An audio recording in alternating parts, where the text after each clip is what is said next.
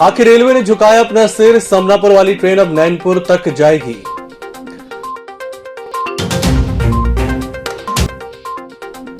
डाली दमाही की शव यात्रा के साथ निकाली चुनरी यात्रा, बजा नाचे जो बब्बर शेर का गीत।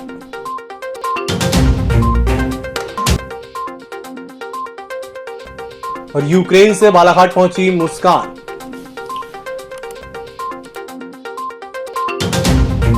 नमस्कार, बालाघाट लाइव के इस बुलेटिन में आपका स्वागत है। मैं हूं आपके साथ आकाश सोनी और अब देखते हैं खबरें विस्तार से।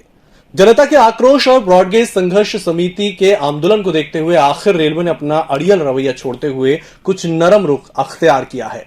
वर्तमान में गोंदिया से चल रही समनापुर पैसेंजर ट्रेन को नैनपुर तक और बालाघाट से कटंगी पैसेंजर ट्रेन को तिरोड़ी तक चलाने का निर्णय ले लिया गया है।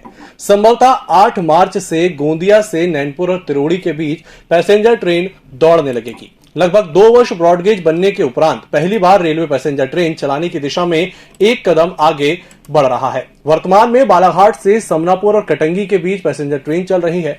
इन ट्रेनों को समनापुर से आगे नैनपुर और कटंगी से आगे तिरोड़ी तक बढ़ाने का निश्चय किया गया है। हालांकि अभी तक रेलवे ने टाइम टेबल जारी नहीं किया है, लेकिन सूत्र बताते हैं कि बिलासपुर रेल जोन को रेलवे बोर्ड से हरी झंडी मिल गई है। संभवतः 1-2 दिन में नया टाइम टेबल जारी कर दिया जाएगा।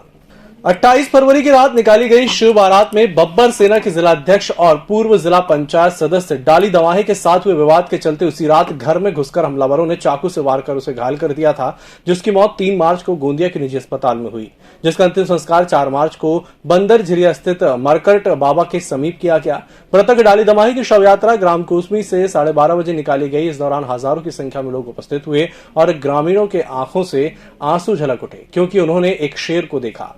यह एक इतिहास जिले के लिए बन गया कि मृतक डाली दमाही की शव यात्रा में एक और हजारों की संख्या में भीड़, तो दूसरी ओर चुनरी यात्रा के साथ साथ नाचे तो बब्बर शेर की धुन पर बंदर झिरिया पहुंचे। वहीं पूर्व सांसद कंकर मुंजारे ने आरोपियों की गिरफ्तारी की मांग को लेकर नारेबाजी भी की और उसके समर्थकों के द्वारा प्रशासन से आरोपियों की गिरफ्तारी की मांग की गई।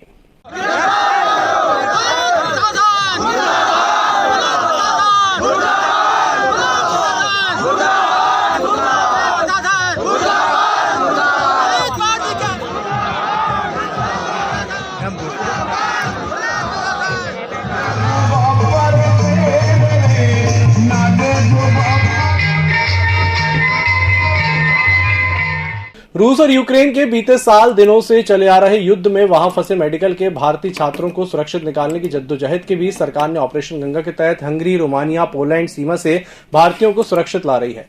इसी कड़ी में यूक्रेन में फंसी जिले की 2 बेटियों के परिजन बेटियों के वापसी का इंतजार कर रहे थे। यहां बताया जाना कि हंगरी से बेटी मुस्कान सुरक्षित दिल्ली पहुंच गई। रात्रि में दिल्ली पहुंची मुस्कान गौतम एमपी भवन में थी, फिर वहां से दिल्ली से नागपुर पहुंची और देर रात 3 मार्च रात 11 बजे बालाघाट पहुंची। परिवार ने उसे नागपुर से लेकर बालाघाट पहुंचा, जबकि दूसरी बेटी प्रगति ठाकरे के भी रोमानिया से जल्द ही पहुंचने की उम्मीद जताई जा रही है। बेटी मुस्कान के सुरक्षित देश लौटने पर खुशी जाहिर की गई है।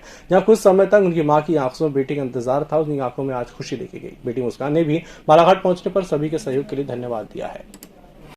मैं मुस्कान गौतम यूक्रेन से बालाघाट अच्छे से पहुंच गई हूँ।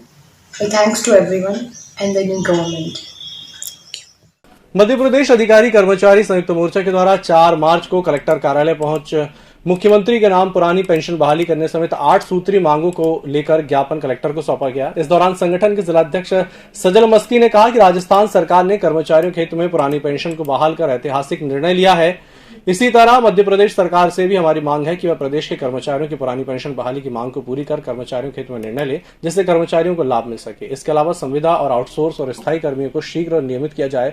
इस दौरान संगठन के पदाधिकारियों ने कहा कि सरकार हमारी मांगों को शीघ्र पूरा नहीं करती तो आगामी समय में उग्र आंदोलन करने बाध्य होंगे, जिसकी संपूर्ण जवाबदारी शासन प्रशासन की होगी। पहली मांग है कि राजस्थान सरकार ने जो पुरानी पेंशन बहाली करी है उसी प्रकार से अन्य सरकार भी इस तैयारी में है, लेकिन मध्य प्रदेश में वर्तमान में मुख्यमंत्री जी का किसी प्रकार से कोई बयान नहीं आया है कि पुरानी पेंशन बहाली की जाएंगी, जिसको लेके भी हम आज प्रमुखता से समस्त विभाग के कर्मचारी ने पुरानी पेंशन नई अंशदायी पेंशन योजना को समाप्त करके पुरानी पेंशन योजना लागू करने की मांग प्रमुखता से उठाई है। दूसरी मांग है कि 6 साल से पदोन्नति या विभागों में नहीं हुई है, दूसरी प्रमुख मांग है। तीसरी मांग है हमारी महंगाई भत्ता, जो हमको 11% केंद्र सरकार से हम पिछड़ गए मध्य प्रदेश में, वो 11% महंगाई भत्ता हमें मिलना चाहिए और केंद्रीय तिथि से मिलना चाहिए। चौथी मांग हमारी स्वास्थ्य बीमा योजना लागू होना चाहिए समस्त विभागों में। पांचवी मांग हमारी कि 7वें वेतनमान में मकान किराया भत्ता मिलना चाहिए। लामता महाविद्यालय में ओबीसी छात्र छात्राओं को छात्रवृत्ति नहीं मिलने के चलते शुक्रवार को समस्त विद्यार्थियों ने कलेक्टर के समक्ष पहुंचकर ज्ञापन सौंपा। इस दौरान बताया कि शासकीय महाविद्यालय लामता में ओबीसी वर्ग के छात्र छात्राओं को विगत 2 सालों से छात्रवृत्ति प्राप्त नहीं हुई, जिसके कारण उन्हें विभिन्न समस्याओं का सामना करना पड़ रहा है। इन प्रमुख मांगों को लेकर शुक्रवार को ओबीसी वर्ग के विद्यार्थियों ने ज्ञापन सौंपा है। पिछले 1 वर्ष से हमें ओबीसी वर्ग के सभी छात्रों को छात्रवृत्ति आई नहीं है, किसी की भी अभी तक। कितने छात्रों हैं जिनके 261 ऐसे छात्र हैं जिनकी अभी तक की स्कॉलरशिप आई नहीं है। ऐसा लग रहा है कि कॉलेज प्रबंधन ने थोड़ा लेट कर दिया, इसीलिए जल्दी यहाँ से स्कॉलर डली नहीं, और अब ये बोला जा रहा है यहाँ पे कि बजट समाप्त हो चुका है। ब्रॉडगेज रेल संघर्ष समिति के तत्वाधान में 4 मार्च को दोपहर 12 बजे कटंगी, तिरोड़ी, गोंदिया, बालाघाट, जबलपुर और मंडला के मध्य पुराने रेल किराया दर पर लोकल पैसेंजर ट्रेन प्रारंभ हो। रेल भूमि अधिग्रहण के प्रभावित किसानों को रेलवे नौकरी प्रदान करे। वर्ष 2013 के प्रकरण में न्यायालयीन आदेश के अनुसार किसानों के परिवार के एक सदस्य को नौकरी प्रदान की जाए सहित अन्य मांगों को लेकर ब्रॉडगेज संघर्ष समिति के राष्ट्रीय अध्यक्ष अनूप श्री बैस, ब्रॉडगेज संघर्ष समिति के अध्यक्ष पवन अग्रवाल, फैयाज अंसारी, प्रशांत भाऊ, संजय चौक से जयरंजन बिंझोड़े के नेतृत्व में बैलगाड़ी यात्रा निकाली गई। ये यात्रा स्टेशन पहुंचकर रेल प्रबंधन के नाम स्टेशन मास्टर को ज्ञापन सौंपा गया। रेल विभाग कटंगी तिरोड़ी के मध्य ट्रेनों का परिचालन नहीं कर रहा है, इसलिए ब्रॉडगेज संघर्ष समिति ने सांकेतिक रूप से आज बैलगाड़ियों को लेकर यहां पर आए हैं। जिन यात्रियों को कटंगी से तिरोड़ी के मध्य यात्रा करना है, आज हम बैलगाड़ी से मात्र 10 रुपए में ऐसे यात्रियों को तिरोड़ी तक लेकर जाएंगे जो कटंगी तिरोड़ी के बीच में यात्रा करना चाहते हैं, क्योंकि रेल विभाग ने इन कम दूरियों का किराया 30 रुपए कर दिया है, जो गरीब आदमी के लिए बहुत अधिक है। इस निर्णय का विरोध करते हुए ब्रॉडगेज संघर्ष समिति ने निर्णय लिया है कि अब बैलगाड़ी यात्राएं प्रारंभ की जाएं, क्योंकि रेल विभाग अगर रेलगाड़ी नहीं चला रहा है तो जनता को मजबूर होकर, किसानों को मजबूर होकर अपनी बैलगाड़ियों से पुनः सनातन काल की परंपरा को धारण करना पड़ेगा। गत दिनों पूर्व जिला पंचायत सदस्य और बब्बर सेना के अध्यक्ष डाली दमाहे पर महाशिवरात्रि के एक दिन पूर्व घर में घुसकर हमलावरों के द्वारा हमला किया गया। कातिलाना हमले से हुए घायल को गोंदिया के निजी अस्पताल में भर्ती कराया गया था, जहां उनकी मौत हो गई थी, जिससे जिले में शोक की लहर व्याप्त है। वहीं लालबर्रा विकासखंड के जाम में आरोपियों की गिरफ्तारी की मांग को लेकर आवाज ग्रामीणों के द्वारा उठाई गई। वहाँ मौके पर जाके घर में 20-22 लोगों के द्वारा प्राणघातक उन पर हमला किया गया, उसके बाद भी उनकी FIR नहीं लिखना ये समझ के परे है। जो भाजपा जो है हिंदू का जो ढोंग करती है और हिंदूवादी राजनीति की छवि अपनी चमकाती है, उसी के राज्य में एक हिंदूवादी नेता की हत्या हो जाना एक बहुत दुखद घटना है। और फिर भी है तो हमारे जो बीजेपी की जो लीडरशिप है आज तक मौन है, ये समझ के परे है। डाले दमाहे जी की जो हत्या हुई है उसमें जितने भी अपराधी दोषी पाए जाते हैं उनकी गिरफ्तारी होना चाहिए, और नहीं तो हम सर्व समाज के लालबर्रा क्षेत्र के सभी गांव के लोग 7 तारीख को जो आंदोलन बंद का आह्वान हुआ है उसमें हम सब शामिल होंगे।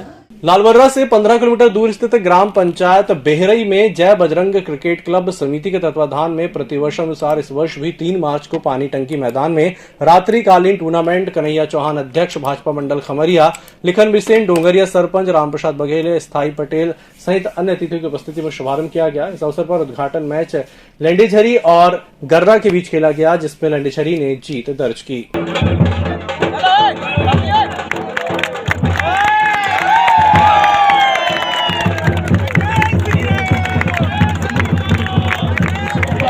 आपके बाद वाली में जो युवा पीढ़ी है वो जागृत रहे, क्योंकि बड़े बड़े महापुरुषों ने कहा है खेल मनोरंजन की दृष्टि से तो ठीक नहीं है, लेकिन खेल स्वास्थ्य की दृष्टि से अति उत्तम है। खेल के बड़े मायने हैं।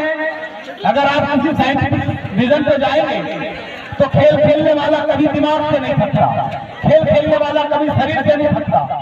इस बुलेटिन में फिलहाल इतना ही। नमस्कार।